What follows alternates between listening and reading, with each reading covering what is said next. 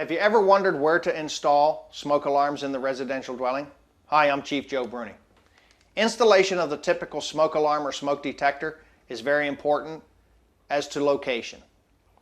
We recommend that smoke alarms or detectors are installed in every living space, including the garage, if the garage is attached to the residential dwelling. Also, the smoke alarm should be mounted somewhere on a ceiling surface or wall surface up near the top of the room. However, we recommend that the smoke alarm is not put any closer to where the wall meets the ceiling space than 12 inches. That is sort of a void space where smoke does not accumulate until later into a fire. Smoke and particles of combustion are going to rise rapidly and accumulate at the ceiling layer first. So the ceiling is where we recommend, but if it has to be on a wall, no closer than 12 inches to where the ceiling and wall meet. So again, it's very important that smoke alarms are installed and located properly.